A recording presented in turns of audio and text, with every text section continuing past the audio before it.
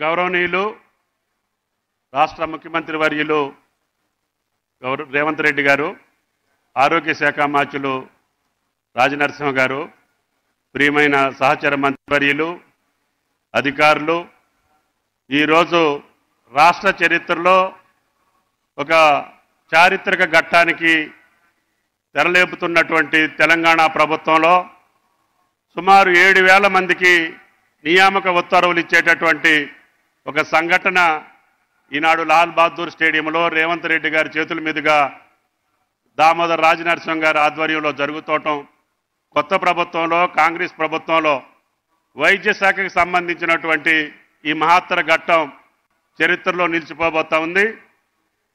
మీ ఆశీర్వాదంతో, ప్రజల ఆశీర్వాదంతో వచ్చినటువంటి కాంగ్రెస్ ప్రభుత్వం ప్రజా క్షేమం పట్ల, ప్రజా సంక్షేమం పట్ల, మహిళల పట్ల చూపుతున్నటువంటి ఈ యొక్క చారిత్రక ఘటన మొన్న 6 గ్యారెంటీ పథకాల్లో మహిళలకి ఉచిత బస్ సర్వీస్ కల్పించి ఇప్పటికే కోట్లాది మంది మహిళలు లబ్ధి పొందుతున్నటువంటి శుభ సందర్భం.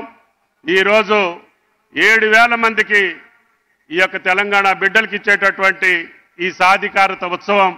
ఇందాకనే దక్షిణామూర్తి గారు చెప్పారు, మీకు సంవత్సరానికి 6 లక్షల రూపాయలు ప్రభుత్వ పరంగా రెమ్యూనరేషన్ వస్తుంది అంటే దగ్గరగా ఐఏఎస్ చేసిన వాళ్ళ ఉద్యోగాల కంటే సగం మీదే బాధ్యత అని చెప్పి కూడా మీకు ఈ సందర్భంగా మనం చేస్తున్నాం. కాబట్టి మీ బాధ్యతని గుర్తించి ప్రభుత్వం ఇచ్చేటటువంటి ఈ సత్సంప్రదాయాన్ని, ఈ బాధ్యతని సక్రమంగా నిర్వర్తించి మీ జీవితాల్లో వెలుగులు నింపుకోవండి అని చెప్పి మీ అందరికీ శుభాకాంక్షలు తెలియజేస్తూ సెలవు. జై